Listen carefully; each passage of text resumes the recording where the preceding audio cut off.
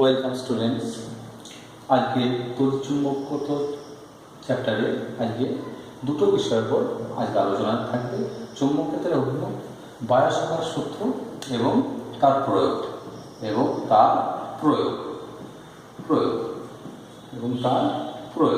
Application of বায়োসাভার্ট। দুটো magnetic ফিল্ডের direction এবং বায়োসাভার্ট ল এবং তার প্রয়োগ, অ্যাপ্লিকেশন অফ বায়োসাভার্ট ল, তার প্রয়োগ সম্বন্ধে আলোচনা আমরা আজকের ক্লাসে করবো। অবশ্যই চ্যানেলটি সাবস্ক্রাইব করো এবং শেয়ার করো বন্ধুদের মধ্যে, যাতে আমি নতুনভাবে নতুন আঙ্গিকে নতুন ভিডিও নিয়ে আসতে পারি চুম্বক ক্ষেত্রে। এবং মনে রাখবে, এই ক্লাসটা ফলো করলে আমি প্রত্যেকটা অংশ বলে দেবো কোনটা এইচএস এবং এইচএসের বাকি রেখে কোন পার্টটা, অর্থাৎ এইচএস বাকি রেখে যে পার্টগুলো সেগুলো আমার এই ফিজিক্স ক্লাসে আমি সবগুলোই করবো। তাহলে প্রথম হচ্ছে চুম্বক ক্ষেত্রে অভিমুখ নিয়ে আলোচনা করবো। চুম্বক ক্ষেত্রে অভিমুখ কী হতে পারে? একটা পরিবাহী তার, এর অভিমুখ কী হতে পারে সে সম্বন্ধে আলোচনা আমরা করব। প্রথম থেকে আমরা খেয়াল করবো কি করবেন। আমি আগে দেখো, আগে ভিডিওতে অর্থাৎ লেকচার 1 যখন দিয়েছিলাম, এর আগের ভিডিওটা জাস্ট সেখানে আমি পোস্টেজের পরীক্ষা দেখছিলাম। পোস্টেজ ব্যাপারটা কী হলো একবার দেখে নাও। অ্যাকচুয়ালি সেটা ছিল না। পোস্টেজ স্যার কী করলেন, এই ধরো তড়িৎ প্রবাহ হচ্ছিল, একটা পরিবাহী তারটা কোথায় শুরু হয়েছে, কোনো এক জায়গায় তার শেষ আছে, অর্থাৎ কোনো একটা তড়িৎ কোষের সঙ্গে অর্থাৎ ব্যাটারি বা ইলেকট্রিক্যাল সেলের সঙ্গে যুক্ত আছে। এই তারটার মধ্যে দিয়ে এইদিকে প্রবাহ হচ্ছে। এইদিকে প্রবাহ হচ্ছে, তিনি আধান রেখেছিলেন, স্থির আধানটা কি ছিল? স্থির, এখন পর্যন্ত স্থির ছিল। আধানটা স্থির ছিল, স্থির রেখেছিলেন যে তিনি কি খেয়াল করছেন, তিনি অবজারভেশনটা দিলেন যে আধানটির উপর কোনো বল ক্রিয়া করছে না। কেন বল ক্রিয়া করছে না? এই যে তার, একটা পরিবাহী তার, মনে রাখবে পরিবাহী তার ইলেকট্রিক্যালি নিউট্রাল। পরিবাহী তার কিন্তু পরিবাহী তারে তার ইলেকট্রিক্যালি নিউট্রাল, অর্থাৎ পরিবাহী তার আধানবিহীন বলবো না, মোট আধান, পরিবাহী তারের মোট আধান কিন্তু শূন্যই হয়। মোট আধান কি হয়? শূন্য। তাহলে এর মধ্যে মোট আধান যেহেতু শূন্য, অর্থাৎ যে পরিমাণে অ্যাটম আছে, তার যতগুলো প্রোটন আছে, ততগুলো ইলেকট্রন থাকে, ফলে পরিবাহী তারের মধ্যে কোনো এক্সেস আধান নেই। ফলে এই পরিবাহী তার এর উপর কোনো বল ক্রিয়া করছে না। পরিবাহী তার এর উপর কোনো বল অর্থাৎ স্থির তড়িৎ বল ক্রিয়া করছে না। পরিবাহী তার ইলেকট্রিক্যালি নিউট্রাল।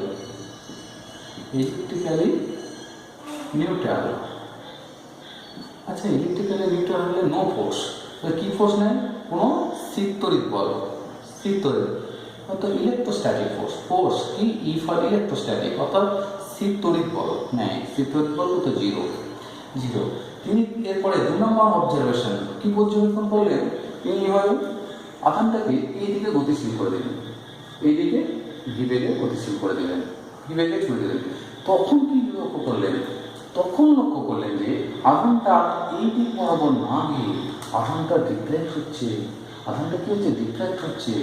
আধানটা কিন্তু ডিফ্র্যাক্ট হচ্ছে। তাহলে এখান থেকে আমরা কি বলতে পারি?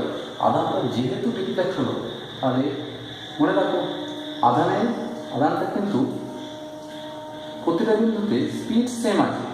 খেয়াল করো, প্রত্যেকটা বিন্দুতে স্পিড, এখানে ভি ছিল, ভি যেই দিল প্রত্যেকটা বিন্দুতে ভি এক আছে, শুধু কি ডিরেকশনের চেঞ্জ আসছে। যেহেতু ডিরেকশনের চেঞ্জ আসছে, আমরা কি বলতে পারি? যেহেতু ডিরেকশনের চেঞ্জ আসছে, তাহলে এই আধানটার উপর কি একটা বল ক্রিয়া করছে, একটা বল ক্রিয়া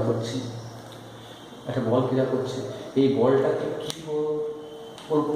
নিঃসন্দেহে তার স্থির তড়িৎ বল বা ইলেকট্রোস্ট্যাটিক ফোর্স নয়, অন্য কোনো বল। তখন তিনি বললেন, কোনো পরিবাহের মধ্যে দিয়ে যখনই প্রবাহ হবে, সেই প্রবাহের জন্য কোনো আধানকে স্থির রাখলে তার কোনো বল ক্রিয়া করে না। অর্থাৎ কেন ক্রিয়া করে না? তারটাকে ইলেকট্রিক্যালি নিউট্রাল। তারটা আধানটাকে যদি আমি বিবেকে গতিশীল করি, আধানটা ডিফ্লেক্ট হচ্ছে। ডিফ্লেক্ট হওয়ার মানে কি? আধানটা এইদিকে ডিফ্লেক্ট হলো, অর্থাৎ প্রতি বিন্দুতে স্পিডটা সেম আছে। এখানেও স্পিড, প্রত্যেকটা বিন্দুতে স্পিড সেম ভি, কিন্তু এই ডিরেকশনে চেঞ্জ আসছে। তাহলে ডিরেকশনে যেহেতু চেঞ্জ আসছে, আমরা কি জানি? কোনো বস্তুর উপর বল করলে দুটো ঘটনা ঘটতে পারে। এক, তার বলের মানের পরিবর্তন হতে পারে। দুই, দিকেরও বলের তার বেগের মানের পরিবর্তন হতে পারে। বেগের মানের পরিবর্তন যদি নাও হয়, অভিমুখের পরিবর্তন হতে পারে। দুটোর মধ্যে একটাই যদি পরিবর্তন ঘটে তাহলে আমরা বলবো ওই আধানটার উপর একটা বল ক্রিয়া করছে। বলকে কেউ বলটা দিচ্ছে, প্রশ্ন হচ্ছে বলটা দিচ্ছে কে, এই বলটা কি বল, প্রশ্ন এটাই, বলটা কি বল। যতক্ষণই না প্রভাব হচ্ছে ততক্ষণই বলটা আছে, প্রভাব হচ্ছে ততক্ষণই বলটা আছে। এই বলটা কি বল? তখন বিজ্ঞানী ওস্টেরসাইড নানা পরীক্ষা করে দেখলেন যে যখনই প্রভাব হয় নতুন একটা ফিল্ড জেনারেট করে, যে ফিল্ডটাকে বলবো ম্যাগনেটিক ফিল্ড, বা একে বলবো একটা ফিল্ড, যে ফিল্ডটা এখানে প্রত্যেকটা পয়েন্টে একটা করে ফিল্ড, অর্থাৎ নতুন টাইপের, একে চুম্বক ক্ষেত্র বা ম্যাগনেটিক ফিল্ড। ঠিক আছে, চুম্বক ক্ষেত্র আছে, চুম্বক ক্ষেত্র বা ম্যাগনেটিক ফিল্ড। তাহলে আমরা কি জানি, ইলেকট্রোস্ট্যাটিক ক্ষেত্রে জানি স্থির আধানের উপর বল প্রয়োগ করে, কিন্তু চুম্বক বল কার উপর করে? গতিশীল আধানের উপর চুম্বক বল ক্রিয়া করে, গতিশীল আধানের উপর চুম্বক বল ক্রিয়া করে। এই অধ্যায়ে আমি আগে বলেছি, এই অধ্যায়ে আমরা পড়ব এই তারের জন্য যে তড়িৎ প্রবাহ হলো, তার জন্য এই প্রত্যেকটা বিন্দুতে চুম্বক ক্ষেত্র আছে। এই ধারে যেমন চুম্বক ক্ষেত্র আছে, এই তারের এই দিকেও আছে, এখানেও আছে। চুম্বক ক্ষেত্রের অভিমুখ নির্ণয় করব। চুম্বক ক্ষেত্রের মান কোনো একটা বিন্দুতে, ধরুন এই বিন্দুতে চুম্বক ক্ষেত্রের মান, চুম্বক ক্ষেত্রের মান দুটো সূত্রের সাহায্যে আমরা বায়সভার ল, অ্যাম্পিয়ারের বদ্ধকর সূত্র নির্ণয় করবো। তারপর হবে চুম্বক বল, এইখানে কত বল ক্রিয়া করছে এই বলের মান নির্ণয় করবো। তারপর লরেন্জ ফোর্স আলোচনা করবো। আজকে লরেন্জ ফোর্স বা দুটো তার পরিবাহী তার পরপর সমান্তরালে একে অভিমুখে বা বিপরীত অভিমুখে বা তির্যকভাবে তড়িৎ প্রবাহ হচ্ছে, তার দুটো একে অপরের উপর বল ক্রিয়া করবে, তার দুটো একে অপরের উপর বল ক্রিয়া করবে। সেই বল দুটো মানও কী হবে সেটা আলোচনা করবো। লরেন্জ ফোর্স অর্থাৎ তড়িৎ ক্ষেত্র এবং চৌম্বক ক্ষেত্রে মিশ্রিত অবস্থায় একটা আধানকে ছোটানো হলো তখন কী বল ক্রিয়া করবে, এবং গ্যালভানোমিটার কনস্ট্রাকশন এবং তার কার্যপ্রণালী, এই চ্যাপ্টারগুলোতে আলোচনা হবে। কিন্তু আজকে আমাদের সীমাবদ্ধ থাকবে চৌম্বক ক্ষেত্রের অভিমুখ এবং বায়সভার সূত্র, এই দুটোর ওপর, এবং বায়সভার সূত্রের প্রয়োগ, এই তিনটে বিষয়ের উপর আমরা সীমাবদ্ধ রাখার চেষ্টা করব।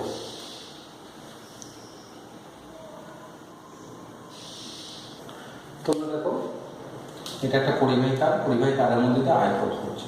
প্রশ্ন হচ্ছে এই আয়ত প্রবাহের জন্য এই অঞ্চলে যে কোনো বিন্দুতে, কোনো একটা বিন্দু, ধরো এই বিন্দুতে চৌম্বক ক্ষেত্রের অভিমুখ কোন দিকে হবে? পরিবাহী তারটা কোথায় আছে? বোর্ডের তলের সঙ্গে, অর্থাৎ বোর্ডের তলের উপর পরিবাহী তার থাকে। এই বিন্দুতে চৌম্বক ক্ষেত্র অভিমুখ কী হবে? ডান হাতে চারটে আঙুল, অর্থাৎ রাইট হ্যান্ড পাম রুলস বলা হয়। এই চারটে আঙুল বৃদ্ধাঙ্গুল যদি পরিবাহী কি তড়িৎ প্রবাহের অভিমুখ নির্দেশ করে, চারটে আঙুলের সঙ্গে লম্বভাবে, দেখো এটা, অর্থাৎ এর সঙ্গে লম্ব কোনটা? এটা। তাহলে এখানে চৌম্বক ক্ষেত্রের অভিমুখ, বা এইভাবে ভাবতে পারো চৌম্বক ক্ষেত্রের অভিমুখ কোন দিকে? এর সঙ্গে লম্বভাবে। অর্থাৎ তুমি যদি এই পয়েন্টটা যোগ করো, এই তারের সঙ্গে পয়েন্টটা যোগ করো, এই পয়েন্টের সঙ্গে কি লম্বভাবে, এর সঙ্গে লম্বভাবে চৌম্বক ক্ষেত্রের অভিমুখ করতে হবে এই তলের সঙ্গে ভেতরের দিকে, তলের সঙ্গে ভেতরের দিকে। অর্থাৎ কেমন হবে? ভেতরের দিকে হলে কি ক্রস দিক, এই বিন্দুতে চৌম্বক ক্ষেত্রের অভিমুখ কি এরকম, চৌম্বক ক্ষেত্রের অভিমুখ কি ভেতরের দিকে। ঠিক তেমনি কোন একটা বিন্দু, এখানে কোনো একটা বিন্দু ধরুন, এই বিন্দুতে চৌম্বক ক্ষেত্রের অভিমুখ কী হতে পারে? এই বিন্দুতে চৌম্বক ক্ষেত্রে ডান হাতে বৃদ্ধাঙ্গুলকে রাখো, তাহলে চৌম্বক ক্ষেত্রের অভিমুখ কোন দিকে? বাইরের দিকে, অর্থাৎ এইভাবে হবে। কোন দিকে আছে? এটা বাইরের দিকে আছে। তাহলে এখান থেকে তুমি একটা আর হবে, এখানে চৌম্বক ক্ষেত্রের অভিমুখ হবে বাইরের দিকে, বাইরের দিকে রডটা প্রকাশ করো, তাহলে চৌম্বক ক্ষেত্রের অভিমুখ বাইরের দিকে। বোঝা গেল? তাহলে এর জন্য এখানে এদিকে আমি তো কিছু নতুনভাবে দিই, না প্রভাব এই দিকে হচ্ছে, তড়িৎবাহী তারের প্রভাব এই দিকে হচ্ছে। এই বিন্দুতে চৌম্বক ক্ষেত্র কত হবে? এই বিন্দুতে চৌম্বক ক্ষেত্র হবে। তোমরা নির্ণয় করার চেষ্টা করো, তোমরা নির্ণয় করার চেষ্টা করো। দেখে নাও হয়েছে, পজ করে দেখো, পজ করে এবার দেখে নাও কী হতে পারে। দেখে নাও এই বিন্দুতে চৌম্বক ক্ষেত্র কোন দিকে প্রভাব হচ্ছে? নিচের দিকে। তাহলে নিচের দিকে বলে দেখো এটা, এই দুটো যুক্ত করো, তাহলে বৃদ্ধাঙ্গুলে কি তড়িৎ প্রবাহের অভিমুখ, এটা কি তড়িৎ প্রবাহের অভিমুখ। আর এই দিকে অর্থাৎ ওপর দিকে মানে চৌম্বক ক্ষেত্রের অভিমুখ এইভাবে। এখানে চৌম্বক ক্ষেত্রের অভিমুখ কীভাবে আছে? এখানে চৌম্বক ক্ষেত্রের অভিমুখ, এখানে চৌম্বক ক্ষেত্রের অভিমুখ কী আছে? হ্যাঁ, কি ভেতরের দিকে। খাতাটা ঘুরিয়ে নাও, ভেতরের দিকে মানে কেমন হবে? এবার দেখো এই যে ডটটা দেখা যায়, কেমন ভাবে ডটটা আছে? এই তলের সঙ্গে লম্বভাবে এইভাবে, তলের সঙ্গে লম্বভাবে বাইরের দিকে। এটা বলতে কি বোঝায়? তলের সঙ্গে লম্ব কিন্তু ভেতরের দিকে। এটা তলের সঙ্গে লম্ব কিন্তু ভেতরের দিকে, তলের সঙ্গে লম্ব কিন্তু বাইরের দিকে। এটা বোঝানো হলো। নেক্সট চলে এসো, ফটাফট। না, পরিবাহী তারটা, এইটা পরিবাহী তারটা এইভাবে দেখি। এবার ধরো পরিবাহী তার, এটাই ধরো পরিবাহী তারটা কেমন আছে? বোর্ডের সঙ্গে লম্ব, তাহলে পরিবাহী তার 3 নাম্বার। পরিবাহী তারটা কেমন আছে? আয় প্রভাব দিচ্ছে। পরিবাহী তারটা এরকম আছে, আয় প্রভাব দিচ্ছে কোন একটা বিন্দু। এই বিন্দুতে চুম্বক ক্ষেত্র হতো, এর সঙ্গে এই বিন্দুটা যোগ করো, এর সঙ্গে লম্ব, অর্থাৎ এই অবস্থান ভেক্টর, পজিশন ভেক্টরের সঙ্গে লম্ব। তাহলে প্রভাব কোন দিকে দিচ্ছে? ওপর দিকে। কোন দিকে? ওপর দিকে। এই বিন্দুতে বা কথা হবে, এই বিন্দুতে কথা। প্রথমত এই বিন্দুতে চুম্বক ক্ষেত্রের অভিমুখ কোন দিকে? বৃদ্ধাঙ্গুলি কি? তড়িৎ প্রবাহের অভিমুখ বৃদ্ধাঙ্গুলি। আর এর সঙ্গে লম্ব মানে চুম্বক ক্ষেত্রের অভিমুখ কোন দিকে? এইদিকে বি। খেয়াল করে এই বিন্দুতে কোথায় হবে? কি হতে পারে? যোগ করো, এর সঙ্গে লম্ব মানে কি? এইদিকে। তাহলে এখানে চুম্বক ক্ষেত্রের অভিমুখ এইদিকে। এবার ধরো পরিবাহী তারটা ভেতর দিকে প্রবাহ দিচ্ছে, পরিবাহী তার আয় কেমন? ভেতর দিকে। তার জন্য কোনো বিন্দুতে, এই বিন্দুতে চুম্বক ক্ষেত্র কেমন? ভেতর দিকে প্রবাহ, বৃদ্ধাঙ্গুলি কি? ভেতর দিকে। এই বিন্দুতে চুম্বক ক্ষেত্র কী হবে? যোগ করো, এইভাবে লম্বভাবে দিই। এই বিন্দুতে কি হবে? দেখো এইভাবে দিই। বোঝানো গেল? প্রত্যেকটা বিন্দুতে চুম্বক ক্ষেত্রের মান তোমরা নির্ণয় করবে। এরপরে দেখো, এটা হলো অভিমুখ নির্ণয়, খুব গুরুত্বপূর্ণ, কিন্তু হাত ঘোরানো চাই। অর্থাৎ তোমার যদি নাচতে হবে, হাত ঘোরাতে যদি না পারো তাহলে কিন্তু তোমাদের চুম্বক ক্ষেত্রের অভিমুখ তোমরা পাবে না। এটা রাইট হ্যান্ড থাম্ব রুলসও বলা হয়। নেক্সট চলে এসো, তোমরা এবার দেখো বায়ুসভার সূত্রের সাথে কি নির্ণয় করবো? কোনো বিন্দুতে চুম্বক ক্ষেত্রের মান নির্ণয় করতে আমরা আগে কিছু বায়ুসভার সূত্র প্রয়োগ করে কোনো বিন্দুতে চুম্বক ক্ষেত্রের মান কত হবে, অর্থাৎ ম্যাগনেটিক ফিল্ডের মান, ম্যাগনিটিউড কত হবে। আচ্ছা বলো, এটা একটা পরিবাহিতা, এর মধ্যে দিয়ে আয় প্রবাহ হচ্ছে। এই আয় প্রবাহের জন্য কোনো বিন্দুতে চুম্বক ক্ষেত্রের অভিমুখ কোন দিকে হবে? এই তলের সঙ্গে লম্বভাবে ভেতর দিকে। এটা পরিবাহী ভেতর দিকে, সেটা তোমরা জানো। তোমরা এখানে চুম্বক ক্ষেত্রের মান হবে বি, হচ্ছে ভেতর দিকে মানে ক্রস। কিন্তু এই বিন্দুতে চুম্বক ক্ষেত্রে বি এর মান কত? আমাদের প্রশ্ন বি এর অভিমুখ নয়, ভেতরে বি এর মান কত? বি এর মান তোমাকে নির্ণয় করতে হবে। খেয়াল করে দেখো, ছোট্ট একটা এলিমেন্ট নিলাম। কি এলিমেন্ট? ডিএল, খুব ছোট্ট। এই ডিএল থেকে দূরত্ব হচ্ছে আর। ডিএল থেকে দূরত্ব কত? আর। এটা ডিএল এর অভিমুখ, ডিএল এইদিকে, আর এইদিকে, আর কোন দিকে? আর এইদিকে। তাহলে এদের মধ্যবর্তী কোণ থিটা,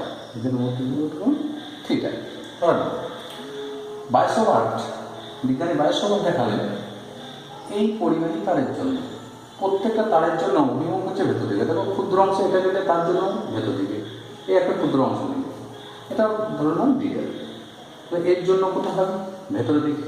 তাহলে এর জন্য ভেতর দিকে, এর জন্য ভেতর দিকে, আরেকটা নিলে তার জন্য ভেতরের দিকে, সব অংশের জন্য ভেতরের দিকে। কিন্তু বায়ুসভার একবারে সূত্রটা কী হবে সেটা আমরা এবার দেখে নেব। ধর নাম ক্ষুদ্র অংশ, এর জন্য এখানে চুম্বক ক্ষেত্র ডিবি, ক্ষুদ্র অংশ। তাহলে ডিবি কত?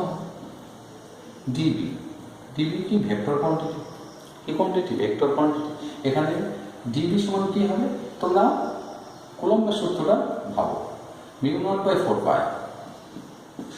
ওখানে পেয়েছিলে 1/4π এপসাইলন নট, আসছি I DL cross R, I DL cross R by R cube, I DL cross R by R cube. ভেবে দেখো, I DL cross by R cube, তাহলে μ0/4π, এটা ছিল 1/4π এপসাইলন দিকে, মানে Q1 Q এখানে I DL cross R by R cube. তোমাদের প্রশ্ন দেখতে, স্যার এটা হঠাৎ করে কী করে পেলেন? আসছি দেখো হঠাৎ করে পারেন। এখানে বায়ুসভার, বিজ্ঞানী বায়ুসভার দেখলেন যে এই বিন্দুতে চুম্বক ক্ষেত্রের মান কতগুলো বিষয়ের উপর নির্ভর করে। কী কী বিষয়ের উপর? ডিএল কতটা নিয়েছিল, এইটুকুনের জন্য যা হয় তার উপর নির্ভর করে। আয়ের ওপর, আয় বাড়ালে ডিবি বাড়ছে, চুম্বক ক্ষেত্র বাড়ছে। এর সঙ্গে যে বিন্দুতে চুম্বক ক্ষেত্র নির্ণয় করতে হবে তার মধ্যবর্তী কোণ, এই মধ্যবর্তী কোণ থিটার উপর নির্ভর করে, কারণ সাইন থিটা, এবং এইখান থেকে দূরত্বের উপর নির্ভর করে। এতগুলো বিষয়কে তিনি সাম করে এই সূত্রটা রূপ দেবেন, এই সূত্রটা রূপ দেবেন। এটা হচ্ছে সাম করে সূত্র রূপ। এখান থেকে তুমি বায়সভার সূত্র তোমাদের হয়তো এইচএসে বায়সভার সূত্র এখানে লিখতে পারো। কেন কি লিখতে পারো? ডিবি কার সঙ্গে সম্বন্ধে? আয়ের সঙ্গে। তাহলে ডিবি ভ্যানিজ আয়, ডিবি ভ্যানিজ ডিএল, ডিবি ভ্যানিজ আর কি।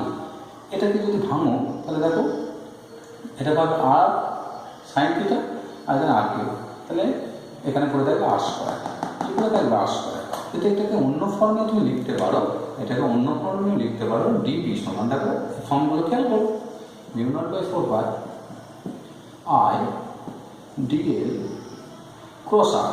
ক্রস আরকে কি লিখতে হবে? আর আর ভেক্টর মানে কি? আর ক্যাপ আর লিখতে পারি তো বাই আর আর কি, বাই আর কি। তাহলে দেখো আর আর একটা ক্যান্সেল হয়ে যাবে, এখানে হয়ে যাবে স্কোয়ার। দেখতেই পারো, এটাও লিখতে পারো। এটা গেল ক্ষুদ্র অংশের জন্য, এই তারের ক্ষুদ্র অংশ। সব অংশের জন্য কি হবে? সব অংশের জন্য কি হবে? ইন্টিগ্রেট করতে হবে। সব অংশের জন্য কি করতে হবে? ইন্টিগ্রেট করতে হবে। ইন্টিগ্রেট করলে কি হবে? বি, বি সমান কি হবে? সামেশন হবে।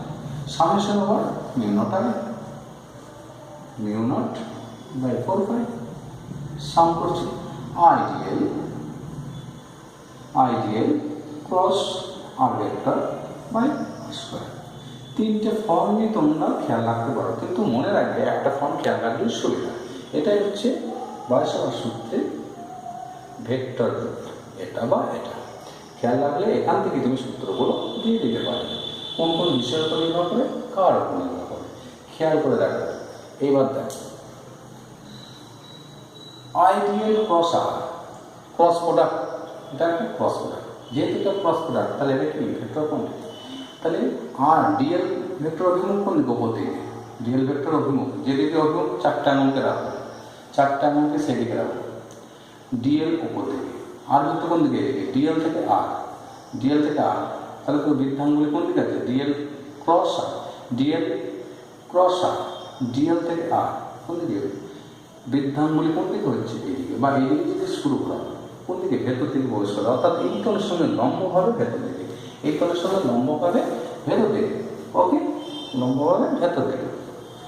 নেক্সট চলে এসো এই বিয়ের একক মনে রাখবে। আমরা আসবো বিয়ের একক, ইউনিট অফ ইউনিট, ফটাফট। এর একক,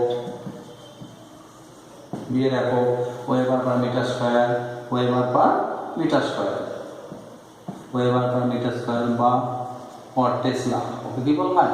টেসলা, টেসলা বুঝছে তো? ওয়েবার পার মিটার স্কয়ার বা টেসলা বিয়ের একক। বিয়ের মাত্রা, বিয়ের মাত্রা পড়ে, কিন্তু মাত্রাটা আমরা একটা অন্য এক জায়গা থেকে আনবো। হঠাৎ করে এখানে বিয়ের মাত্রা লিখলে বুঝতে পারবে না, বিয়ের মাত্রা পরে করবো, বিয়ের মাত্রা পরে করবো। কতগুলো মাত্রা আছে বলছে? এর ইউনিট হলো টেসলা। এটা কি কোয়ান্টিটি? Vector quantity. বি কি কোয়ান্টিটি? ভেক্টর কোয়ান্টিটি, অর্থাৎ এটা ভেক্টর রাশি। কি রাশি? ভেক্টর রাশি। ওকে, ভেক্টর কোয়ান্টিটি বোঝানো গেল। তাহলে বায়সভার সূত্র থেকে এই বিন্দুতে চৌম্বক ক্ষেত্রের মান আমরা নির্ণয় করলাম। এই সূত্রটা মনে রাখবে, এটা সূত্র, এটা থিওরেম নয়, এটা পরীক্ষামূলকভাবে প্রমাণিত। সেই জন্য তিনি অনেক কিছু বিষয়ের উপর নির্ভর করেন। এখানে একটা মিউ নট এসেছে, ওখানে পেয়েছিলাম চিত্র থেকে পেয়েছিলাম এপসাইড। মিউ নটটা কী বলা হয়? মিউ নটটাকে বলা হয় চুম্বক ভেদ্যতা। মিউ নটকে কী বলে? শূন্য মাধ্যমে চুম্বক ভেদ্যতা। শূন্য বা বায়ু, বা বায়ু বলতে পারো, কাছাকাছি। সেই জন্য শূন্য বা বায়ু মাধ্যমে চুম্বক ভেদ্যতা, বায়ু মাধ্যমে চুম্বক ভেদ্যতা। এর একক কী হবে? মিউ নটের একক খেয়াল করো। মিউ নটের একক যদি বলো, এর একক জানি, এর জানি, এর জানি, এর জানি। এখান থেকে এর একক যদি ওয়েবার মিটার স্কয়ার, আই হচ্ছে অ্যাম্পিয়ার, এর একক হচ্ছে কি? মিটার, এটা মিটার স্কয়ার দিয়ে সেখান থেকে মিউ নটের একক আমরা নির্ণয় করে নেবো। কী কঠিন? কঠিন বলে কিছু নয়, সাজিয়ে নাও, রিঅ্যারেঞ্জ করো, লজিক ইয়ে করো, তাহলে মিউ নটের একক পাবো। মিউ নটের মাত্রা আমি একটু আগে বললাম, বিয়ের মাত্রা যখন নির্ণয় করবো তখন মিউ নটের মাত্রাটাও নির্ণয় করবো। এখান থেকে তোমাদের নির্ণয় করে দিতে, এখান থেকে নির্ণয় করে দিলে মনে থাকবে না। নেক্সট চলে এসো, আমরা বায়সভার সূত্র বুঝতে পারলাম, বায়সভার সূত্র বুঝতে পারলাম। এখানে দেখো আর একটা পার্ট আছে, খুব সুন্দর পার্ট আছে, খেয়াল করে দেখো তো। এই মিউ নটকে বলা হচ্ছে শূন্য মাধ্যমে চৌম্বক ভেদ্যতা। ধরে নাও এই তার এবং এই বিন্দুর মাঝে আমি বায়ু না রেখে আমি অন্য কোনো পরাবৈদ্যুতিক মাধ্যম এখানে রেখে দিলাম, পরাবৈদ্যুতিক মাধ্যম এখানে স্থাপন করলাম, তখন কি চৌম্বক ক্ষেত্রের মান আর একই হবে না? তখন মিউ নটের জায়গায় কী লিখতে হবে? মিউ নটের জায়গায় সেই মাধ্যমের চৌম্বক ভেদ্যতা, ধরো সেই একটা অন্য কোনো মাধ্যম এখানে আমি পুশ করে দিলাম, এখানে একটা অন্য মাধ্যম রেখে দিলাম, ধরো না একটা অন্য মাধ্যম রেখে দিলাম, যার চৌম্বক ভেদ্যতা মিউ, তখন কী হতো? তখন তার মিউ নট থাকতো না, মিউ বাই 4πε। এইবার সেই মিউ এর মান কত? মিউ সময় কী লিখতে পারি? Mu naught into mu R. Mu not হচ্ছে শূন্য মাধ্যমে চৌম্বক ভেদ্যতা, আর মিউ আর হচ্ছে কি আপেক্ষিক চৌম্বক ভেদ্যতা। মিউ সময় কি mu naught into mu R, ওখানে পেয়েছিলে দেখো একদম সেম, এপসাইলন সমান epsilon naught into E R. Mu লিখতে পারি বা mu naught into mu R, কিচ্ছু না, এটা লিখতে পারি।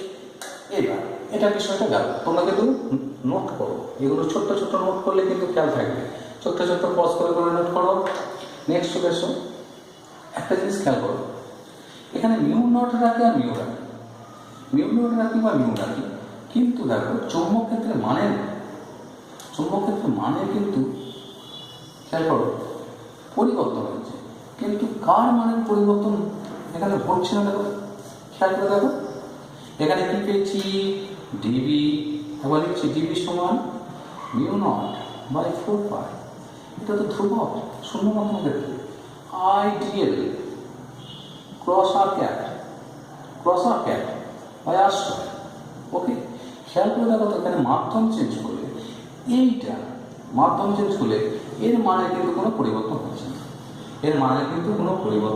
হচ্ছে না, তাহলে এই অংশটা শূন্য মাধ্যম রাখলে যা হবে, অন্য কোনো পরবৈদ্যুতিক মাধ্যম রাখলে কী হবে? তার থেকে বেড়ে যাবে, মিউ নটের জায়গায় মিউ হবে, অন্য কোনো মাধ্যম রাখলে মিউ হবে, শূন্য মাধ্যম রাখলে শূন্য হবে। তাহলে এর মান কি মাধ্যমের উপর ডিপেন্ড করছে? না, তাহলে লিখে না, এটা মাধ্যমের উপর নির্ভর করে না। এই অংশটা এই গোলাকার মাধ্যমের উপর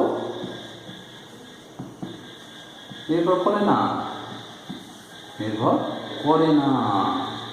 যেহেতু এটা নির্ভর করে না, তাহলে এটা একটা নতুন নাম দেবো, একটা ডিবি আছে, ডিবি সমান মিউ নট ইন্টু এইচ, মানে ডিএইচডি, ডিবি আছে ডিএইচডি,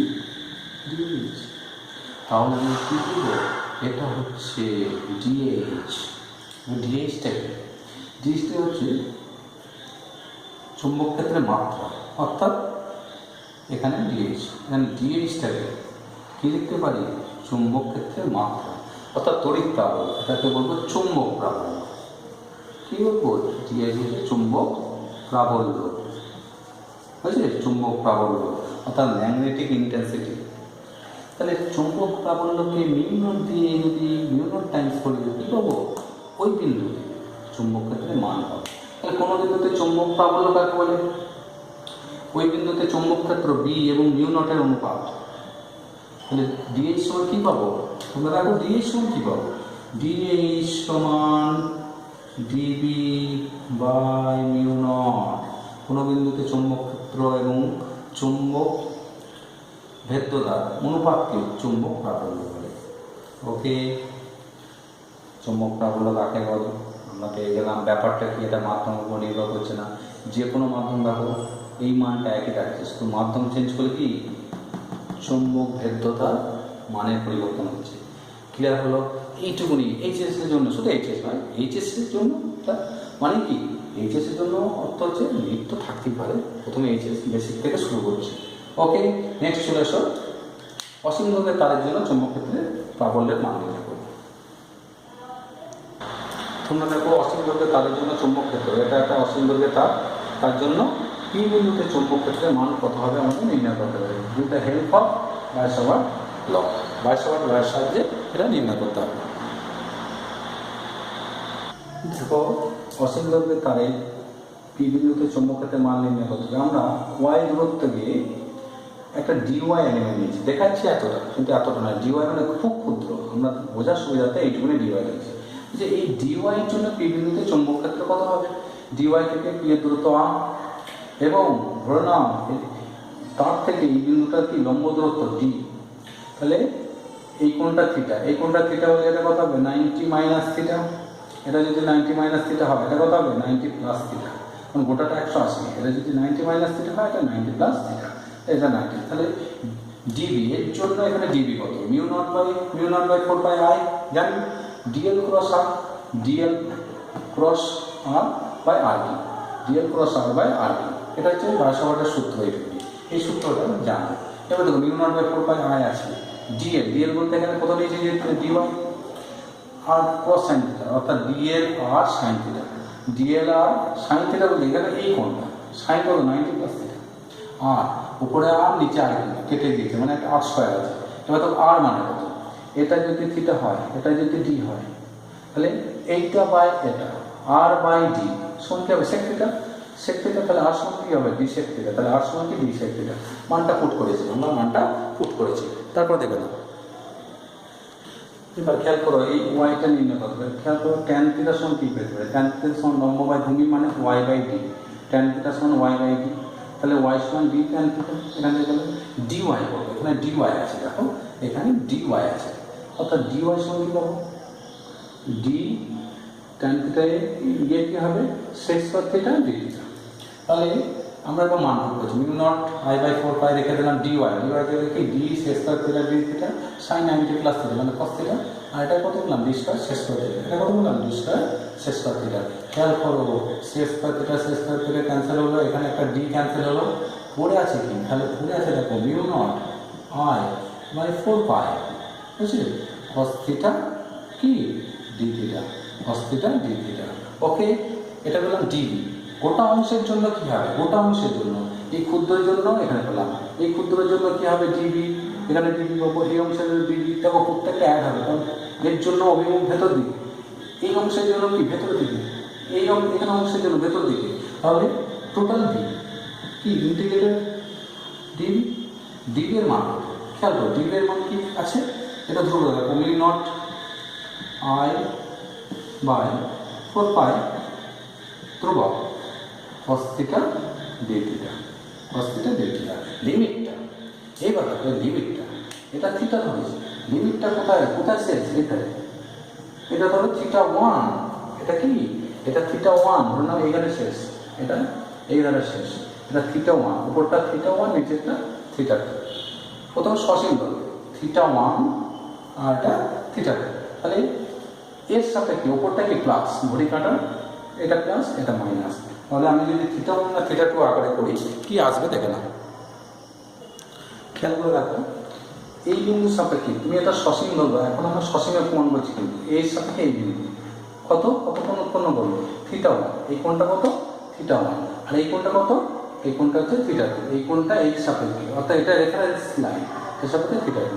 খেয়াল করে এই দিকটা পজিটিভ ধরো, তাহলে এটা যদি পজিটিভ হয় থিটা 1 পজিটিভ, থিটাটা নেগেটিভ, তার নিচে থেকে উপর পর্যন্ত ইন্ডিকেট করবো, তাহলে লিমিটটা থিটার লিমিট কি হবে মাইনাস থিটা 2 থেকে থিটা 1, এর সাথে এটা মাইনাস এর সাথে এটা প্লাস, তাহলে মাইনাস থিটা 2 থেকে মাইনাস থিটা 1, তাহলে হয়ে যাবে মিউ নট আই বাই 4 পাই, ইন্টিগ্রেটটা তোমরা ইন্টিগ্রেশনে তোমরা করবে cos থিটা কি মাইনাস হয়, cos থিটা ইন্টিগ্রেশন কি হয় মাইনাস সাইন, ইন্টিগ্রেট করে করে যাবে তোমরা, এটা তোমরা কাজ সাধারণ integration sine theta 1 plus sine theta 2। Okay, mu not I by 4 pi sine theta 1 plus sine theta 2, ভালো করে এই প্রমাণটা কিন্তু এইচএস এর জন্য নয়, নট ফর এইচএস, এটা বলে রাখতে হবে। এর সম্বন্ধে প্রচুর, এর অ্যাপ্লিকেশন আমরা থার্ড লেকচার, এটা নাম্বার 2 লেকচার, আমাদের পার্ট 2, পার্ট 3-তে আমরা ভারসাম্য সূত্রে প্রয়োগ করব, ভারসাম্য সূত্রে প্রয়োগ করব mu not I by 4 pi sine theta 1 plus sine theta 2, mu not I by 4 pi sine theta 1, theta 1টা কি এর সাপেক্ষে এই কোণটা, এই প্রান্ত কতটা কোণ করেছে বিন্দুতে, এই কোণটা এই প্রান্তটা এখানে কত কোণ করেছে এই কোণটা। ওকে, তোমরা বুঝতে পারলে। এইবারে যদি কোণ দুটো একই দিকে হতো তখন মনে রাখবে দুটো বিপরীত দিকে আছে, এই দিকটা প্লাস হয়েছে এটা মাইনাস হয়েছে, থিটা 1টাকে প্লাস থিটা 2টা মাইনাস হয়েছে, বুঝছে, তাহলে মাইনাস থিটা 2 থেকে মাইনাস থিটা, এখান থেকে এখান থিটা মাইনাস থিটা 2 থেকে কত মাইনাস থিটা 1, এই কোণ সম্বন্ধে আমরা কিছু প্রয়োগ করাবো, তবে তোমাদের এই আইডিয়াটা ক্লিয়ার হবে। মনে রাখবে এটা এইচএস এর জন্য নয়, এইচএস এর প্রমাণ নেই, কিন্তু এর ফলাফলটা মনে রাখতে হবে, এইচএস এর ফলাফলটা খেয়াল রাখলে খেয়াল রাখতে হবে। যদি সূত্রটা μ0I/4 sin θ 1 প্লাস sin θ 2। ওকে, আজকের মতো এখানে ক্লাস শেষ হলো। অবশ্যই সাবস্ক্রাইব করো এবং চ্যানেলটি শেয়ার করো, যাতে আমি নতুন